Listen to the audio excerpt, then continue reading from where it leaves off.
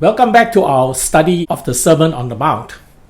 Jesus was calling people to be ready for the kingdom of God, which was about to come among them. The Sermon on the Mount was Jesus' detailed explanation about what the kingdom means. It can be divided into three parts. Firstly, citizens of the kingdom. What are the people of the kingdom like? Second, lifestyle of the kingdom. How should the citizens of the kingdom live? Third, entering the kingdom. How did people enter the kingdom? We are now looking at the second part of the sermon, the lifestyle of the citizen of the kingdom. Jesus earlier explained that people must conduct themselves according to the law which God has given. However, what is more important than the letter of the law was the spirit of the law. For example, the law said you must not commit adultery. Many people have kept that command to the letter. But Jesus said that was not enough. He said, if you look at a woman with lust, you have committed adultery with her in your heart. This was the highest standard that citizens of the kingdom must have. Beyond obeying a rule, a citizen of the kingdom must fulfill the purpose of that rule. The personal integrity of the citizen of the kingdom is of utmost importance. From the issue of adultery, Jesus moved logically to the issue of marriage. He said, "It has been said, anyone who divorces his wife must give her a certificate of divorce. But I tell you that anyone who divorces his wife, except for sexual immorality, makes her the victim of adultery. And anyone who marries a divorced woman commits adultery." A righteous man is one who is committed to his marriage vows. For a long time, the Jews found ingenious ways to get out of marriage without looking like a guilty party. They said that there was a law which said that if you want to divorce your wife, all you need to do is to give her a certificate of divorce. In other words, paperwork. Was there such a law? The Jews said that there was. It's found in Deuteronomy chapter 24, verse 1, which said, "If a man marries a woman who becomes displeasing to him because he finds something indecent about her, and he writes her a certificate of divorce, gives it to her and sends her from his house." Based on this verse, the Jews said that a man can divorce his wife as long as he gives her the paperwork. For what reasons can a man divorce his wife? They said that if he finds something indecent about her. What does indecent mean? There were people who said that anything that displeased the husband, for example, if she spoiled his dinner by putting too much salt in his food, if she went in public with her head uncovered, if she talked with men in the streets, if she was a brawling woman, if she spoke disrespectfully of her husband's parents in his presence, if she was troublesome or quarrelsome. Jesus said that a man can only divorce his wife on one ground, if she committed adultery. Adultery is the breaking of the marriage contract. If that happened, the husband is freed from his contractual obligations and divorce is permissible. However, if there is no adultery, there can be no divorce. If a man divorces his wife when there is no adultery, the marriage in God's eyes still exists.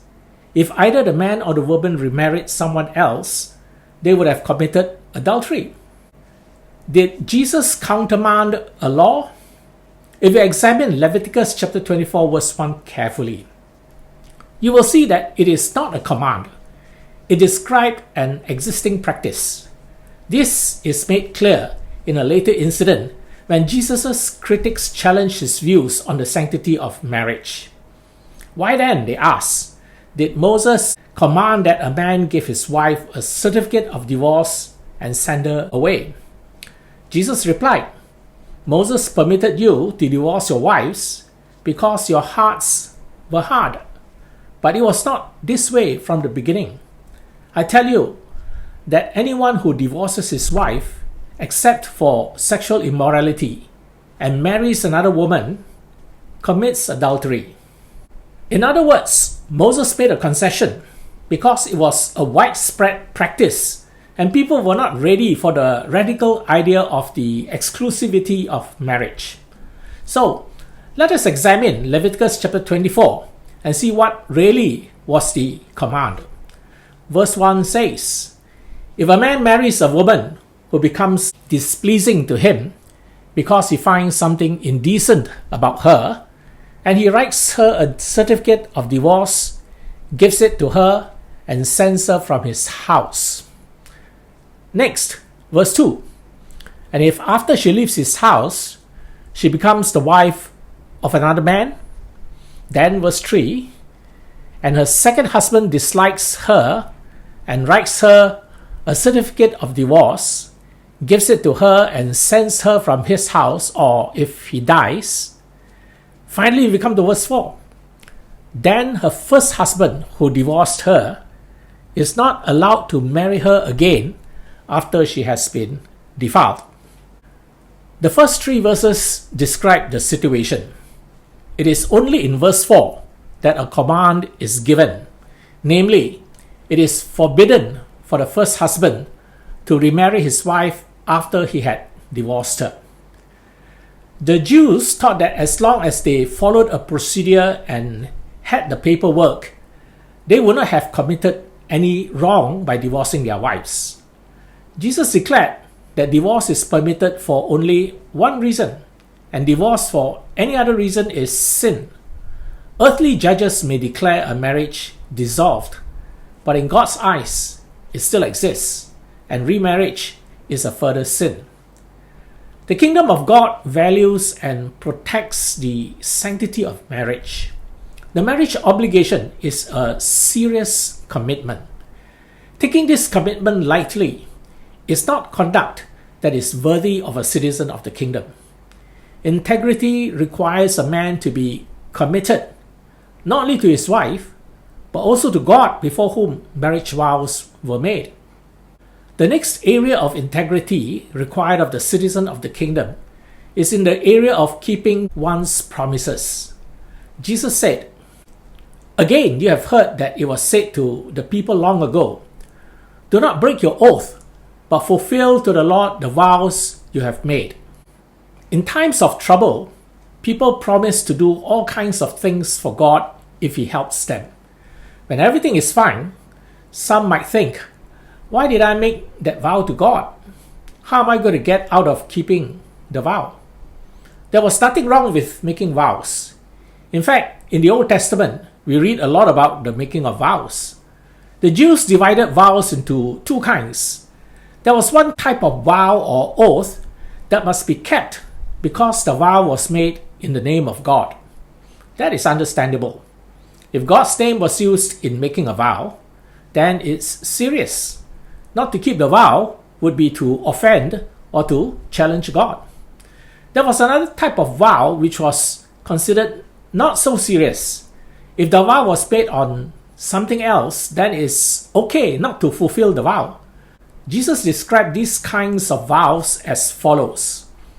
"But I tell you, do not swear an oath at all, either by heaven, for it is God's throne, or by the earth, for it is His footstool, or by Jerusalem, for it is the city of the great King.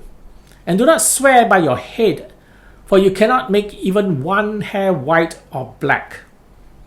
Heaven, the earth, Jerusalem, or one's head are not as serious as the name of God. So if a person swears by any of these, it's okay if he did not keep his vow. Jesus kept saying, "Do not swear, do not swear." Jesus said, all you need to say is simply yes or no. Anything beyond this comes from the evil one. The citizen of the kingdom must be a man of his word. His word must be his bond. In other words, he must be honest. He must say what he means and means what he says. If he is a man of integrity, then he has no need to convince people of the truth of his words by making vows or promises. A reputation of integrity is a testimony of our holy God and the righteousness of the community that we are part of. However, integrity does not happen overnight. It is a lifestyle, a character trait, and eventually a reputation well deserved. It starts with small things. It applies to all things. Consistency is required. In our dealings with others, they will be able to tell whether we are honest people or not. People will learn to trust us or not to trust us. If we are honest people, others will not need assurances or guarantees from us. Just our yes or no will be enough. Join me in our next video as we continue our study of the Sermon on the Mount. Don't forget to click on the subscribe button below this screen if you want to be notified of all my future videos.